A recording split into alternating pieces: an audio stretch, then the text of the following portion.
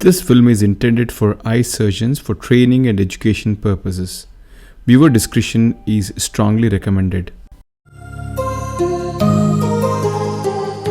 Hi, this is Dr. Deepak Megur and I'm here with another interesting case. Now, this is a very unusual indication for using a pupil expansion device. Well, I have never had such an experience in the past, but an intraoperative surprise forced me to do this. Let's try to see this case. He's a 65-year-old gentleman who has fluid exfoliation. The pupil is dilated. It's about 5 to 6 millimeters. Seems to be all right to perform cataract surgery. So I'm going to fast forward the main surgery part of it because it's uneventful. So the rhexis is done, the phaco is done. And as the last part of the nucleus is being emulsified, I can notice that the pupil has come down in size. So I go ahead and use intracameral adrenaline, which is mixed in the BSS, hoping that the pupil would dilate. It doesn't. The pupil is still around 4 millimeter in size. And the surgery, just to remind you that it is being done under topical anesthesia, the patient is quite comfortable. Now at this stage, I still think that with this side of the pupil, I can still manage the cortex. So with the irrigating handpiece, I retract the iris so that I can see well and then go in and aspirate the cortex. So because I'm using a bimanual, it helps me to switch hands and then I can reach every part of the 360 degrees and aspirate the cortex. So far so good, the eye looks to be fine. Now is the time to implant the lens. Now it's a single piece hydrophobic lens and in such situations I would use an hydro implantation. That's what I'm trying to do now.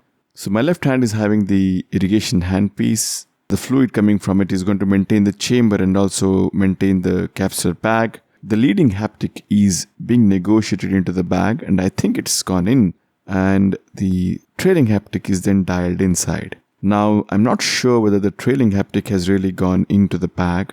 And mind you, this is a single piece lens. I need to be sure that both the haptics are in the bag. At this moment, I tend to become a little bit of desperate just to ensure and comfort myself that the second haptic is also in the bag. The problem what I'm facing is I'm unable to retract the eye very fully and get the confirmation. I'm trying to retract the iris with the irrigation handpiece and trying to lift the rhexis margin just to confirm that the haptic is within the bag, but unfortunately I'm unable to do so. So my suspicion of one of the haptics being above the rhexis margin and in the sulcus is persistent. So I spend a neat 5 to 6 minutes just to retract the iris and try to negotiate the haptic back into the bag, but I'm not sure that I'm successful with that. So we have a situation where the lens is implanted and the only issue is I'm not sure whether the second haptic is gone in the bag or not. Now can we leave the case just like this? Well, my past experience has taught me something. A single piece hydrophobic lens, if one of the haptics is in the sulcus, there is always a risk of UGH syndrome simply because the haptics are bulky and they are more likely to get into contact with the ciliary body and the iris and that can release pigments and cause inflammation and glaucoma. So I have explanted one of these lenses and had to put in another lens many years back because of this episode itself. So that experience has taught me that I just cannot leave this lens just like that with the suspicion of both the haptics not being in the bag. So what do I do now? The most important thing is to see well. I have the option of using an iris hook or I have to use the pupil expansion devices like the BHEX. Now, iris hooks have the advantage of dilating the pupil to whatever extent we desire, but the only drawback is we need to make additional paracentesis incisions. On the contrary, the BHEX device is very easy to insert and pull it out without making any paracentesis incisions, but the drawback is the pupillary dilatation might not be adequate. So I thought let me try with the BHEX ring first. So I go in and place the BHEX ring and the pupil expansion is around 5.5 millimeter. This seems to be alright and now I can really visualize the rhexis margin and the haptics. So I can really see well now and hopefully I can get the job done. I'm using OVD to just flush out all the pigments which are there on the surface of the lens just to improve the visibility. At this point, the haptic is lying under my main incision itself and I feel that this is above the rhexis margin.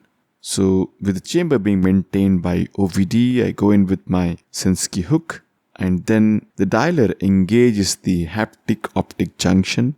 The lens is pulled a little bit centrally, and then the haptic is gently maneuvered into the bag. So it was heartening to see that this extra exercise of placing the pupil expansion device to see well did help, because the haptic was well and truly in the sulcus itself, and if I had left it, there is always a risk of postoperative inflammation and a glaucoma. So certainly this was worth the extra effort of going ahead and placing the pupil expansion device. The notches of the BHEX rings are disengaged from the pupil and is pulled out.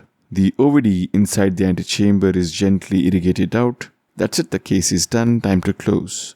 To summarize, well, this was a unique experience for me. I had never used a pupil expansion device so late in the surgery.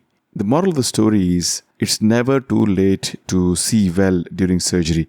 If we are trapped in a situation where there's something is suspicious and you're not seeing well because of the pupil, it really is helpful to use the pupil expansion device of your choice. Because when we want to leave the eye, it has to be in the perfect stage, because we wouldn't want to come back to the OT for the same patient and the same problem. So my recommendation would be never to hesitate to use a pupil expansion device when we are in doubt. That was it. Thank you for watching and hope you found this helpful.